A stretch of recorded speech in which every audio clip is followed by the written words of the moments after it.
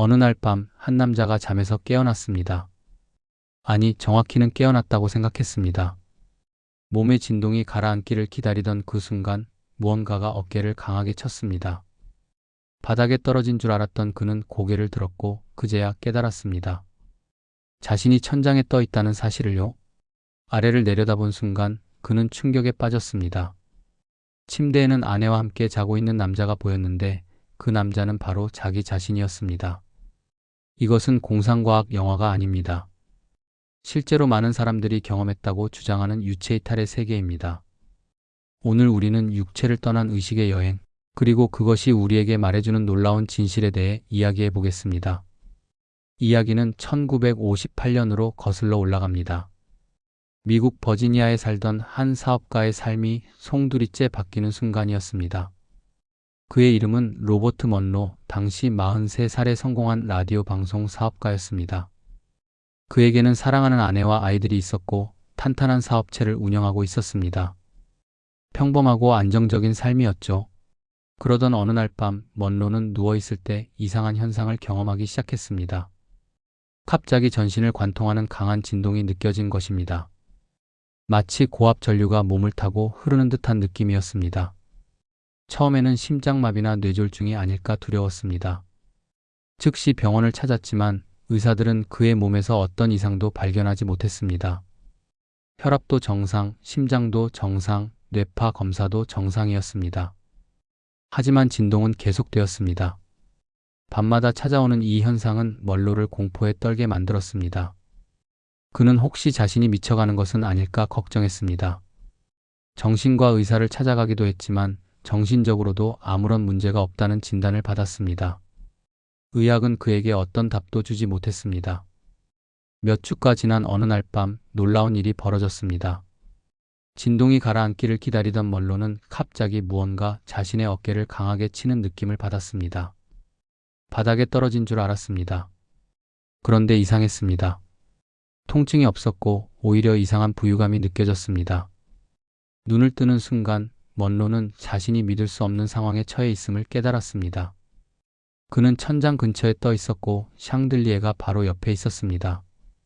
어깨를 친 것은 바닥이 아니라 천장의 샹들리에였던 것입니다. 혼란스러운 마음으로 아래를 내려다본 그는 더 큰 충격에 빠졌습니다.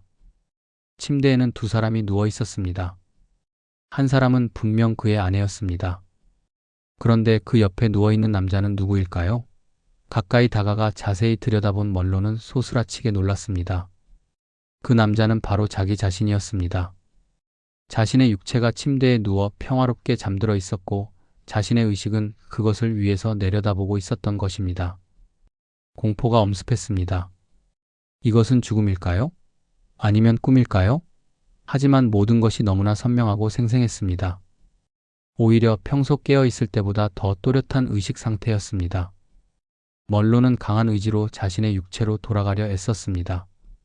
그리고 순간적으로 다시 침대에 누워있는 자신을 발견했습니다. 심장이 미친 듯이 뛰고 있었고 온몸이 식은땀으로 젖어 있었습니다. 이것이 먼로가 경험한 첫 번째 유체이탈이었습니다. 그 이후로 이 현상은 반복적으로 일어났습니다. 처음에는 두려움에 떨었지만 점차 먼로는 이것이 단순한 환각이나 꿈이 아니라는 것을 깨닫기 시작했습니다. 그는 유체이탈 상태에서 실제 장소들을 방문했고 나중에 그곳에 직접 가서 자신이 본 것들을 확인했습니다. 놀랍게도 모든 것이 정확히 일치했습니다. 먼로는 12년 동안 자신의 경험을 세심하게 기록했습니다. 과학자의 태도로 모든 것을 관찰하고 분석했습니다. 그리고 1971년 그는 이 모든 경험을 담은 책을 출간했습니다. 책의 제목은 육체를 벗어난 여행이었습니다.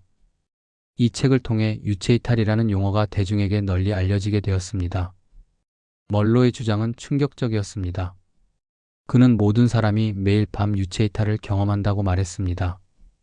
다만 대부분의 사람들은 그것을 기억하지 못할 뿐이라는 것입니다. 깊은 수면 상태에서 우리의 의식은 육체를 떠나 다른 차원을 여행하지만 아침에 깨어나면 그 기억은 사라진다는 것이죠. 더 나아가 먼로는 유체이탈이 죽음 이후의 삶을 증명한다고 믿었습니다. 육체와 의식이 분리될 수 있다는 것, 그리고 의식이 육체 없이도 존재할 수 있다는 것은 죽음이 끝이 아니라는 증거라는 것입니다. 죽음은 단지 육체라는 옷을 벗는 것일 뿐 의식은 계속 살아있다는 것이 그의 결론이었습니다. 먼로의 연구는 여기서 멈추지 않았습니다.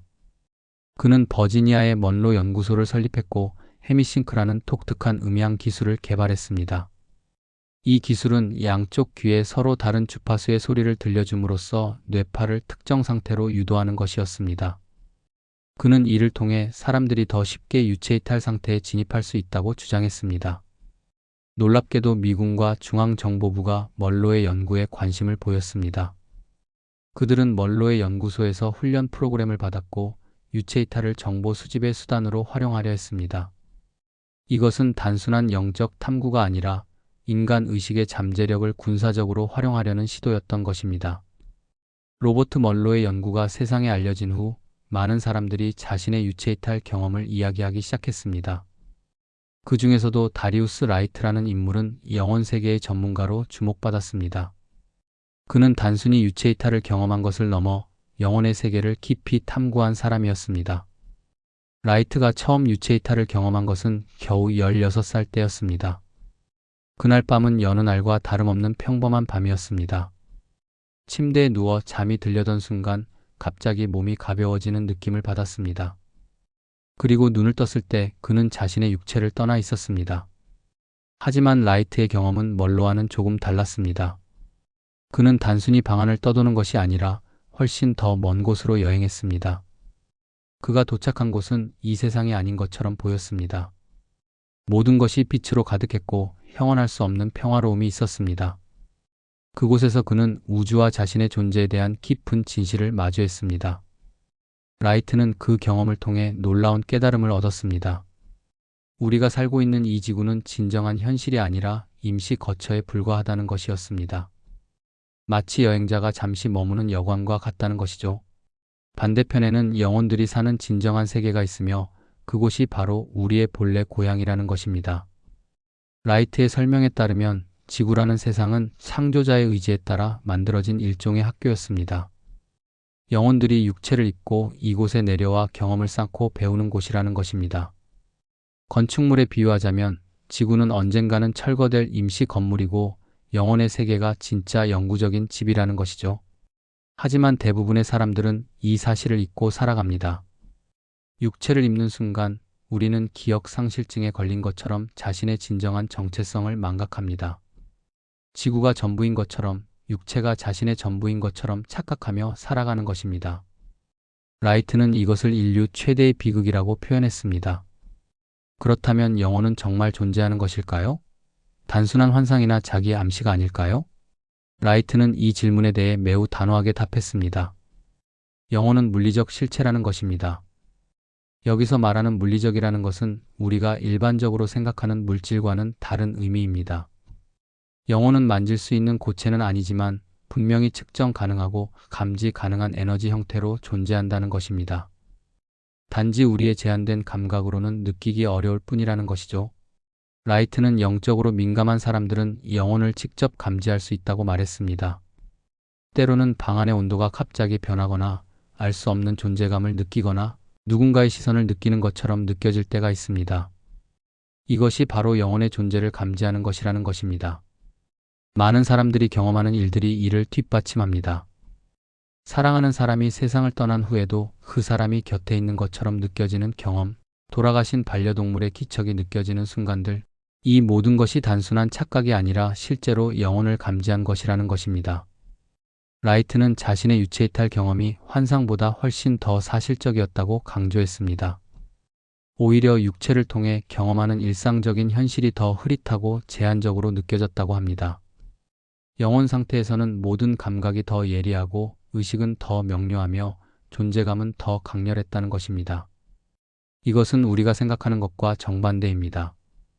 우리는 육체를 가진 상태가 가장 확실한 현실이고 영혼이나 유체이탈 같은 것은 불확실한 경험이라고 생각합니다. 하지만 라이트를 비롯한 많은 유체이탈 경험자들은 정반대로 말합니다. 육체야말로 우리의 진정한 감각을 제한하는 감옥이고 영혼 상태야말로 진정한 자유와 명료함의 상태라는 것입니다. 이러한 주장들은 과학적으로 증명하기 어렵습니다. 하지만 수많은 사람들이 비슷한 경험을 보고하고 있다는 사실은 무시하기 어렵습니다. 문화권과 종교, 시대를 초월하여 유사한 이야기들이 반복되고 있다는 것은 그 안에 어떤 진실이 숨어 있을 가능성을 시사합니다. 라이트의 이야기는 여기서 더욱 흥미로운 과학적 설명으로 이어집니다. 그는 왜 육체를 벗어났을 때 세상이 더 선명하게 보였는지에 대해 설명했습니다. 그 답은 바로 빛의 스펙트럼에 있었습니다. 우리가 보는 세상은 사실 극히 제한적입니다. 인간의 눈은 빛의 스펙트럼 중에서 아주 작은 부분만을 감지할 수 있습니다. 과학자들에 따르면 우리가 볼 수 있는 가시광선은 전체 전자기 스펙트럼의 1%도 되지 않습니다. 파장으로 따지면 대략 380나노미터에서 750나노미터 사이의 범위만을 인지할 수 있는 것입니다. 이것이 무엇을 의미할까요? 우리 주변에는 우리가 볼 수 없는 빛들이 가득합니다. 자외선, 적외선, X선, 감마선, 전파 등 수많은 전자기파들이 우리를 둘러싸고 있지만 우리의 눈은 그것들을 감지하지 못합니다. 마치 라디오가 특정 주파수만 수신할 수 있는 것처럼 우리의 눈도 특정 범위의 빛만을 받아들일 수 있는 것입니다. 라이트는 유체이탈 상태에서 이 제한이 사라진다고 주장했습니다. 육체라는 감옥에서 벗어나면 의식은 훨씬 더 넓은 범위의 빛을 인지할 수 있게 된다는 것입니다. 그래서 영혼 상태에서 본 세상은 육체로 보는 세상보다 훨씬 더 풍부하고 생생했다는 것이죠. 이것은 역설적입니다. 우리는 육체를 가진 상태가 가장 확실한 현실이라고 생각합니다. 하지만 라이트의 설명에 따르면 육체야말로 우리의 인지 능력을 제한하는 도구입니다. 우리가 현실이라고 믿는 것은 사실 전체 현실의 아주 작은 조각에 불과하다는 것입니다. 마치 선글라스를 끼고 세상을 보는 것과 같다고 할 수 있습니다. 그렇다면 왜 우리는 평소에 유체이탈을 경험하지 못할까요? 왜 대부분의 사람들은 육체에 갇혀 있을까요? 이 질문에 대한 답은 놀랍게도 심장에 있었습니다. 우리는 심장을 단순한 펌프로 생각합니다. 피를 온몸으로 보내는 기계적인 장치라고요. 하지만 심장은 그 이상입니다. 심장은 강력한 전기자석 발전기이기도 합니다. 심장의 우심방에 있는 동방결절이라는 작은 부위에서는 자동적으로 전기 자극이 발생합니다. 이 전기는 심장 전체로 퍼지며 심장을 뛰게 만듭니다. 평소 우리의 심장은 분당 60회에서 100회 정도 뛰고 있습니다. 운동을 하거나 흥분하면 더 빨라지고 휴식을 취하면 느려집니다. 이 심박수가 바로 영혼과 육체의 결속력을 결정하는 핵심 요소라는 것이 라이트의 주장이었습니다. 심장이 뛸 때마다 전기 자극이 발생하고 이것은 육체 전체의 전자기장을 형성합니다. 이 전자기장이 바로 영혼을 육체에 묶어두는 보이지 않는 끈인 것입니다. 심박수가 높을수록, 즉 전자기장이 강할수록 영혼은 육체에 더 강하게 결속됩니다. 반대로 심박수가 낮아지고 전자기장이 약해지면 영혼은 육체를 벗어날 수 있는 상태가 됩니다. 이것은 죽음의 순간을 생각해보면 이해가 쉽습니다. 사람이 죽을 때 가장 먼저 멈추는 것이 무엇일까요? 바로 심장입니다. 심장이 멈추면 전기 자극도 멈추고 전자기장도 사라집니다. 그 순간 영혼은 육체를 떠날 수 있게 되는 것입니다. 임사 체험을 한 사람들이 자신의 육체를 위에서 내려다보는 경험을 하는 것도 바로 이 때문입니다.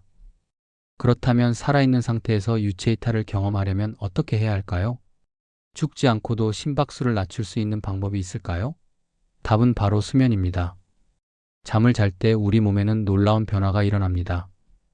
수면에는 여러 단계가 있는데 그 중에서도 가장 깊은 단계를 서파 수면 또는 델타파 수면이라고 부릅니다.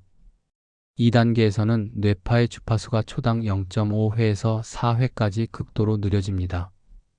이것을 델타파라고 합니다. 델타파 상태에서는 뇌의 활동이 극도로 감소합니다. 동시에 근육의 긴장이 풀리고 심박수가 낮아지며 호흡이 느려지고 혈압이 떨어집니다. 신진대사도 최저 수준으로 내려갑니다. 이 상태는 사실상 죽음과 매우 유사한 상태입니다. 단지 완전히 멈추지 않았을 뿐입니다. 심박수가 평소의 분당 70회에서 50회 이하로 떨어지면서 심장이 만들어내는 전자기장도 함께 약해집니다. 바로 이 순간 영혼은 육체를 벗어날 수 있는 기회를 얻게 되는 것입니다. 이것이 바로 대부분의 유체이탈 경험이 깊은 수면 중에 일어나는 이유입니다.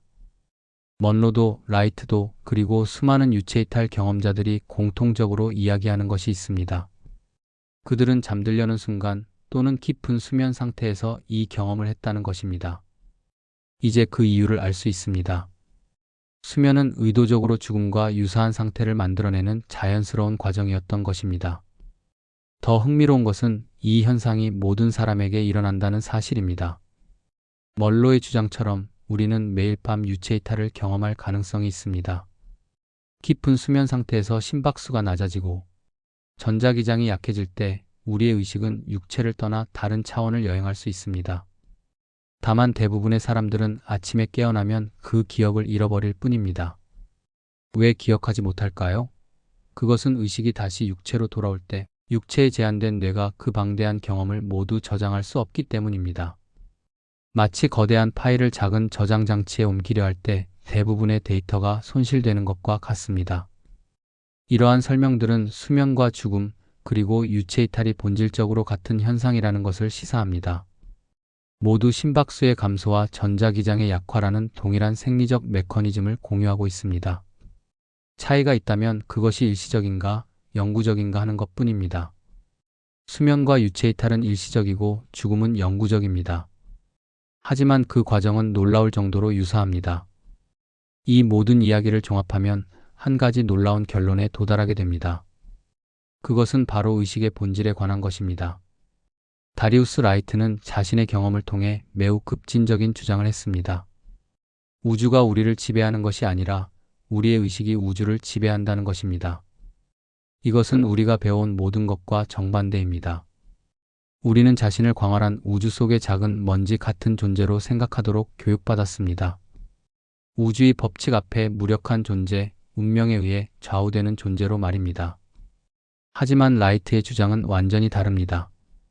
그는 우리의 생각, 감정, 말 하나하나가 실제로 현실을 창조한다고 말했습니다. 이것은 단순한 긍정적 사고나 자기 개발 이야기가 아닙니다. 물리적인 수준에서 실제로 일어나는 현상이라는 것입니다. 우리의 의식이 만들어내는 에너지가 우리 세포에 영향을 미치고 육체를 변화시키며 나아가 우리가 경험하는 현실 자체를 바꾼다는 것이죠. 왜 대부분의 사람들은 이런 힘을 발휘하지 못할까요? 라이트에 따르면 지구라는 환경 자체가 우리의 의식을 억제하도록 설계되어 있기 때문입니다. 중력, 시간, 육체의 제약, 사회적 조건화, 교육체계 등 모든 것이 우리가 본래의 힘을 잊게 만드는 장치들이라는 것입니다. 우리는 본래 무한한 가능성을 가진 영혼입니다. 하지만 육체를 잊고 지구에 내려오는 순간 우리는 기억 상실증에 걸립니다. 자신이 누구인지, 어디서 왔는지, 무엇을 할 수 있는지 모두 잊어버리는 것입니다. 그리고 제한된 존재로서의 삶을 살아가게 됩니다. 이러한 주장들이 단순한 영적 이론에 그쳤다면 아마도 많은 사람들이 무시했을 것입니다. 하지만 놀랍게도 미국 정부, 특히 중앙정보부와 미군이 이 주제에 깊은 관심을 보였습니다. 그들은 단순한 호기심이 아니라 실용적인 목적을 가지고 본격적인 연구에 착수했습니다. 1983년 중앙정보부는 먼로 연구소의 게이트웨이 프로세스에 대한 공식적인 분석 보고서를 작성했습니다. 이 임무를 맡은 사람은 미군 육군 중령 웨인 맥도넬이었습니다.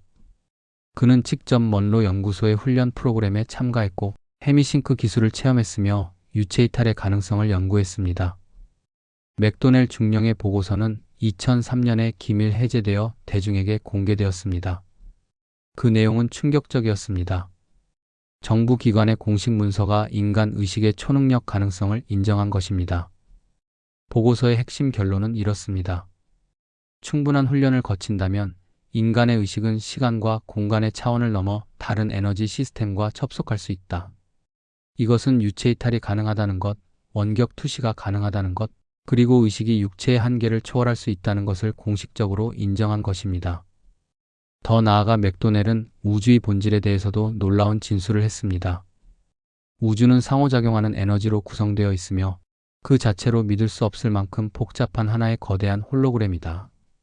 이것은 우리가 보는 물질 세계가 실제로는 에너지의 투영이라는 것, 그리고 모든 것이 연결되어 있다는 것을 시사합니다. 보고서는 또한 육체를 벗어난 상태에서 의식의 능력이 더욱 향상된다고 결론지었습니다. 육체라는 제약이 없어지면 의식은 시공간을 자유롭게 이동할 수 있고 다른 차원의 정보에 접근할 수 있으며 일반적인 물리 법칙을 초월할 수 있다는 것입니다. 중앙정보부와 미군은 왜 이런 연구에 막대한 자원을 투입했을까요? 답은 명백합니다. 만약 인간의 의식이 정말로 시공간을 초월할 수 있다면 이것은 엄청난 전략적 가치를 가집니다. 적국의 기밀 정보를 원격으로 볼 수 있고 미래의 사건을 예측할 수 있으며 물리적 제약 없이 정보를 수집할 수 있다면 이것은 궁극적인 첩보 도구가 될 것입니다. 실제로 이러한 연구는 스타게이트 프로젝트라는 이름으로 수십 년간 계속되었습니다.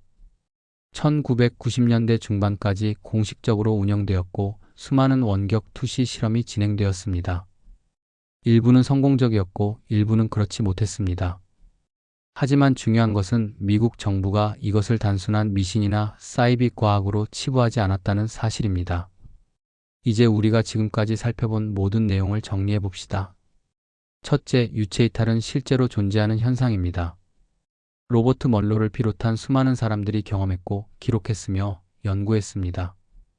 이것은 환각이나 꿈이 아니라 육체와 의식이 실제로 분리되는 현상입니다. 둘째, 모든 사람이 매일 밤 유체 이탈을 경험할 가능성이 있습니다. 깊은 수면 상태에서 심박수가 낮아지고 전자기장이 약해질 때 우리의 의식은 육체를 떠날 수 있습니다. 다만 대부분은 아침에 그 기억을 잃어버릴 뿐입니다. 셋째, 영혼은 물리적 실체입니다. 단순한 추상적 개념이나 종교적 믿음이 아니라 감지 가능하고 측정 가능한 에너지 형태로 존재합니다.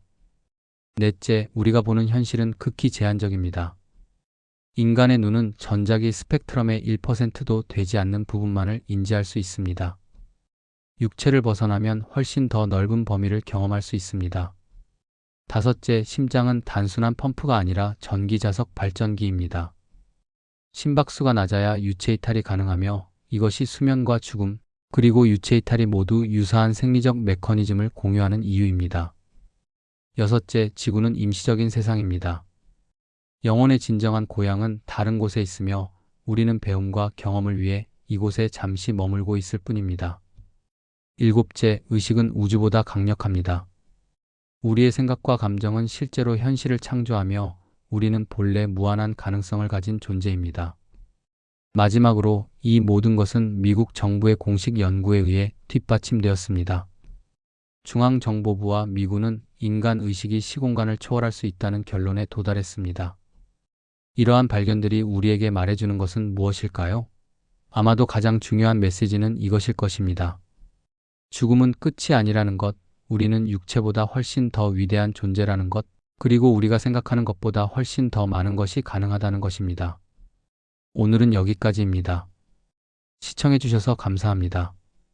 구독, 좋아요, 알림 설정은 큰 힘이 됩니다.